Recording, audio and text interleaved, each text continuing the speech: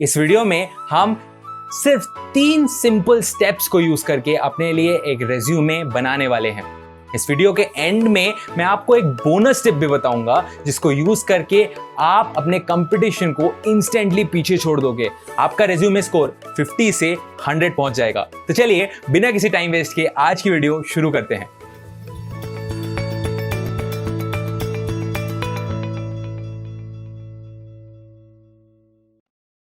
सबसे पहले हम बात करेंगे हमारे स्टेप 1 के बारे में। हमारा step 1 is all about collecting the right information.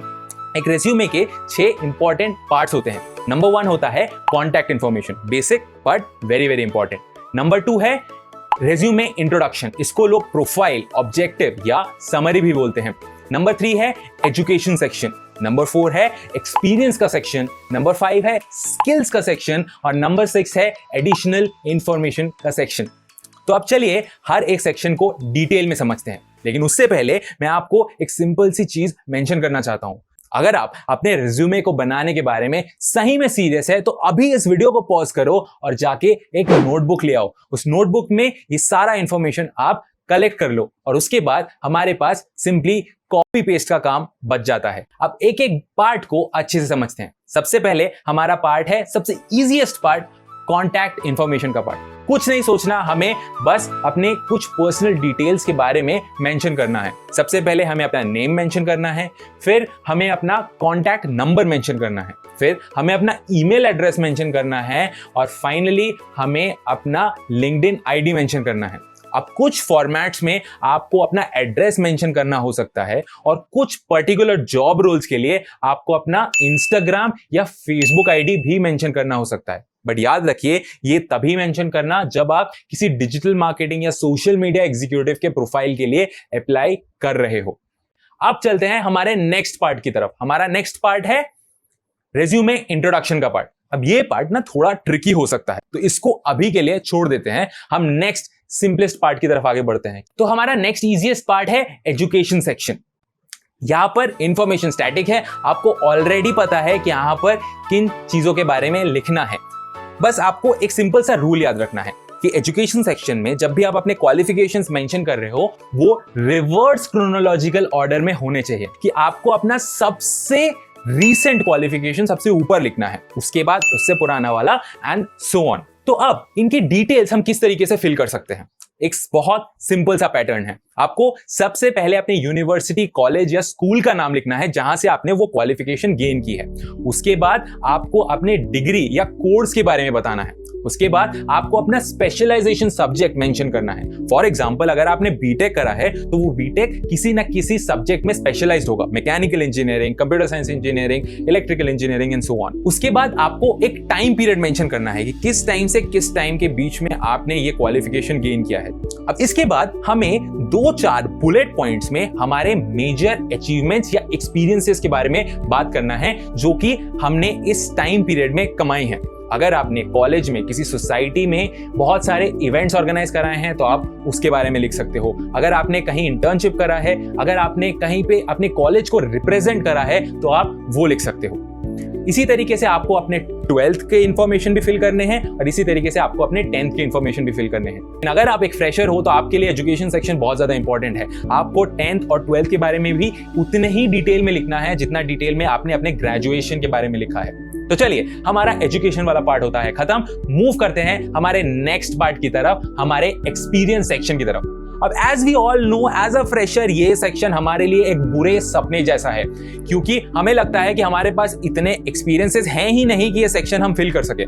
But आप गलत सोच रहे हो। आपके पास इनफ एक्सपीरियंसेस हैं, बट आपको सोचना सही डायरेक्शन में है। जब भी आप इस सेक्शन से डील कर रहे हो, आपको एक सिंपल सी चीज याद रखनी है कि आप हर उस एक्सपीरियंस के बारे में यहां मेंशन कर सकते हो जिसने आपके वर्किंग स्टाइल पे, आपके वर्क एथिक पे एक पॉजिटिव इंपैक्ट करा है। अगर आपने कहीं पे इंटर्नशिप करा है तो आप वो लिख सकते हो। किसी एनजीओ के साथ वॉलंटियर वर्क करा है तो आप वो लिख सकते हो।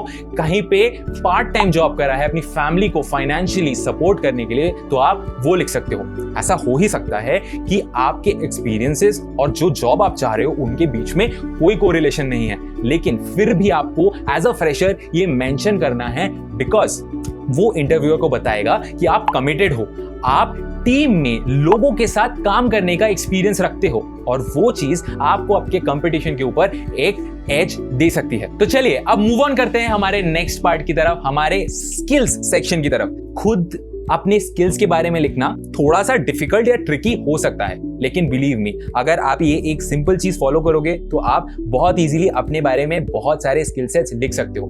तो आपको सिंपली अपने नोटबुक में स्किल्स का सेक्शन बनाना है और जिस भी चीज में आप अच्छे हो आपको वो मेंशन कर लेना है।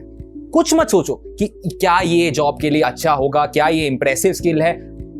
You don't need to think about any of it. Just आपके दिमाग में जो भी चीज आ रही है जिसमें आप अच्छे हो, आपको वो मेंशन कर लेना है। फॉर एग्जाम्पल, अगर आपको सिंपली ये लग रहा है कि मैं ये लिख दूं, I am good with computers, of course go ahead and write that. आप ये भी लिख सकते हो कि I can talk to people very smoothly, I have good communication skills. इस तरीके से जिस भी चीज पे आप अच्छे हो वो लिखना शुरू करो। पहले 3 लिखना डिफिकल्ट होता है, लेकिन नेक्स्ट 5 लिखना बहुत ज्यादा इजी हो जाएगा। अब एक बार जब आपने अपने सारे स्किल्स मेंशन कर दिए हैं और आपके पास और कोई नया स्किल नहीं आ रहा, तो जाइए दोबारा जाके वो जॉब डिस्क्रिप्शन पढ़िए जिस जॉब के लिए आप अप्लाई करना चाहते हो।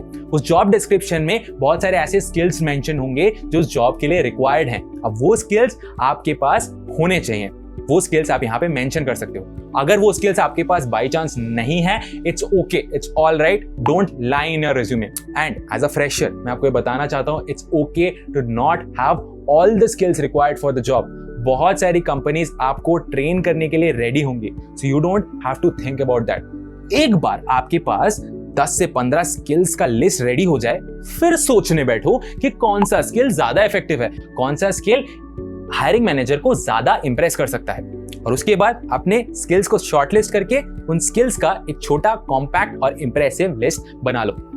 अब स्किल्स का सेक्शन तो होता है खत्म। अब हम चलते हैं हमारे एडिशनल इंफॉर्मेशन के सेक्शन। एडिशनल इंफॉर्मेशन के सेक्शन में हम अपने हॉबीज या इंटरेस्ट के बारे में बात कर सकते हैं, हम हमारे पैशन के बारे में बात कर सकते हैं, हमारे फ्यूचर गोल प्लान की बात कर सकते हैं, हम अपने प्रोजेक्ट्स के बारे में बता सकते हैं, हम अपने सर्टिफिकेशंस के बारे में बता सकते हैं, हम अपने कॉम्पिटिटिव एग्जाम स्कोर्स के बारे में बता सकते हैं। अब इस सेक्शन को फिल करने के लिए इन ऑप्शंस में से किसी 2 ऑप्शंस को आपको यूज करना है। जो भी 2 ऑप्शंस आपके बेस्ट ऑप्शंस हैं, उन ऑप्शंस को लीजिए और इस सेक्शन को फिल कर लीजिए। इस सेक्शन को हाईली डिटेल रखना, लेकिन टू द पॉइंट रखना, ताकि आप हायरिंग मैनेजर को इंप्रेस कर पाओ। एडिशनल इंफॉर्मेशन के सेक्शन के बाद चलिए हम चलते हैं हमारे सबसे ट्रिकी सेक्शन की तरफ, जो है रिज्यूमे इंट्रोडक्शन का सेक्शन। इस सेक्शन में 1 से 2 पैराग्राफ के अंदर आपको अपने गोल्स या फ्यूचर प्लान के बारे में बताना होता है, अपने पैशन के बारे में बताना होता है, अपने मेजर स्किल सेट्स के बारे में बताना होता है, और अगर आप चाहे तो अपने कुछ मेजर अचीवमेंट्स या एक्सपीरियंसेस के बारे में भी मेंशन कर सकते हैं। बट आपको एक चीज याद रखना है, ये 1 से 2 पैराग्राफ के बीच में होना चाहिए, 3 से 5 लाइन्स में होना चाहिए। इसमें हमें बहुत ज्यादा कुछ मेंशन नहीं करना, लाइन्स को छोटा रखना है, क्रिस्प रखना है और टू द पॉइंट रखना है। तो चलिए फटाफट से इस सेक्शन का एक एग्जांपल देख लेते हैं। मैं आपको एग्जैक्टली वही पैराग्राफ पढ़ के सुनाता हूं जो मैंने अपने पहले रेज्यूमे में यूज करा था। तो मैंने कुछ इस तरीके से ये सेक्शन फिल करा था। I am a proficient public speaker with a lot of accomplishments in debating, elocutions, and other literary activities. I was fortunate enough to have gained some experience in leading and managing teams, which gave me an ability to smoothly conduct projects and events while harnessing the true potential of my team. I have excellent communication and convincing skills, allowing me to act as an influencer to people around me. Professionalism is something that comes natural to me, and thus ensuring the satisfaction of both my clients and prospects. तो चलिए हमारा step 1 is complete. अब चलते हैं हमारे step 2 की तरफ। हमारा स्टेप 2 बहुत सिंपल है, बहुत इजी है। हमारा स्टेप 2 है फाइंडिंग द राइट टेम्पलेट। अब आज के डेट में आपके पास बहुत सारे ऐसे सोर्सेज अवेलेबल हैं जहां से आप एक इफेक्टिव और एक ब्यूटीफुल टेम्पलेट डाउनलोड कर सकते हो अपने रिज्यूमे को एग्जीक्यूट करने के लिए। लेकिन मैं पर्सनली आपको रेकमेंड करूंगा कैनवा। कैनवा का वेबसाइट भी है और कैनवा का मोबाइल ऐप भी अवेलेबल है। कैनवा एक फ्री वेबसाइट है जहां पर आपको बहुत सारे ब्यूटीफुल, क्रिएटिव, प्रेजेंटेबल और मॉडर्न रेज्यूमे टेम्पलेट्स मिल सकते हैं। अब हम कैनवा पे क्यों जा रहे हैं? क्योंकि guys it's 2021, you have to change the game. हम पुराने घिसे पिटे ब्लैक एंड व्हाइट फॉर्मेट को यूज करके अपना रेज्यूमे आज के डेट में नहीं बना सकते, क्योंकि आज की डेट में आप देख सकते हो कि जब भी आप किसी जॉब के लिए अप्लाई करते हो, उस सेम पोजीशन के लिए हंड्रेड्स थाउजेंड्स ऑफ लोगों ने अप्लाई करा होता है। अब उनके सामने इतने सारे रेज्यूमेस के अंदर अगर आपको निखर के बाहर आना है, आपको हायरिंग मैनेजर का अटेंशन ग्रैब करना है, तो वो पुराने घिसे पिटे तरीके से नहीं होगा। आपको क्रिएटिव होना पड़ेगा, आपको मॉडर्न रेज्यूमे फॉर्मेट्स को देखना पड़ेगा। और Canva is a very good website where you can find actually good modern resume templates. तो अब पहले 2 सेक्शंस के बाद हमारे पास ऑलरेडी एक इफेक्टिव रेज्यूमे रेडी हो चुका है। अब आप बोलोगे what is step 3 then? Step 3 is all about beating your competition.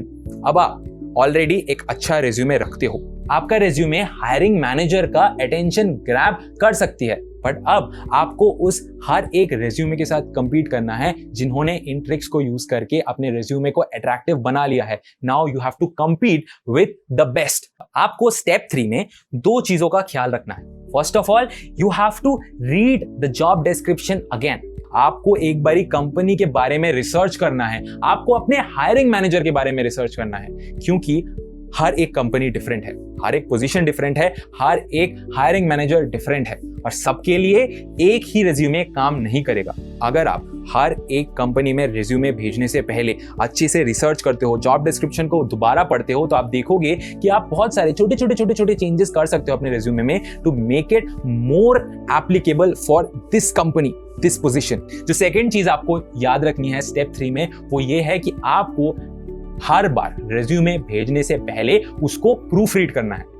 जितनी बार आप रेज्यूमे भेज रहे हो, जितने अलग अलग कंपनी में आप रेज्यूमे भेज रहे हो, हर बार उसको प्रूफ रीड करना है। Now why am I saying that? बहुत सिंपल सा लॉजिक है। जब आपने स्क्रैच से ये रेज्यूमे बनाया था तो हो सकता है आपके पास बेस्ट आइडियाज नहीं थे, लेकिन आप जितनी बार इसको पढ़ोगे, जितनी बार आप इसको प्रूफ रीड करोगे, आपके पास बेटर आइडियाज आएंगी। सो इसी के साथ हमारा स्टेप 3 भी कंप्लीट होता है और इन तीनों स्टेप्स को यूज करके आप एक इफेक्टिव रेज्यूमे बना सकते हो। तो अब चलिए, एज प्रॉमिस, मैं आपको वो बोनस टिप बताता हूं जिसको यूज करके आप इंस्टेंटली अपने रेज्यूमे को बेटर कर सकते हो।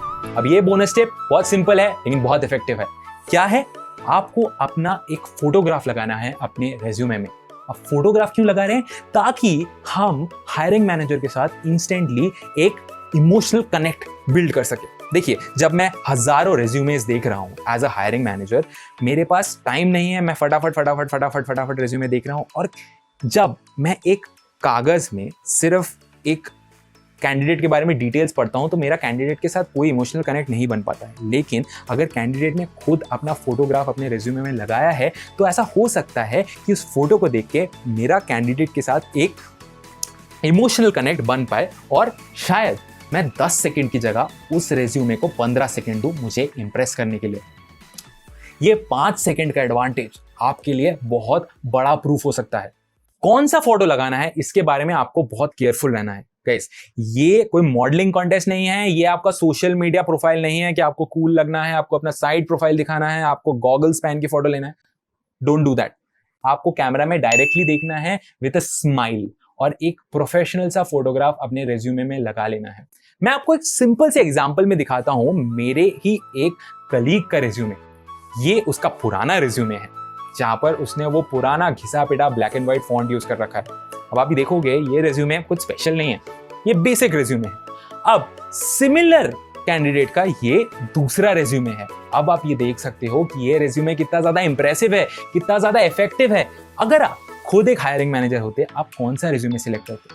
The latter one, right? Of course, क्योंकि ये बहुत ज्यादा क्रिएटिव है, ये बहुत ज्यादा इफेक्टिव है और यहाँ पर उसने अपनी फोटोग्राफ लगा के आपके साथ एक इंस्टेंट कनेक्शन बना लिया है। तो guys, use your photograph, use a good professional photograph in your resume and you will see कि इंस्टेंटली आपका रेज्यूमे 50 से 100 पे पहुंच चुका है।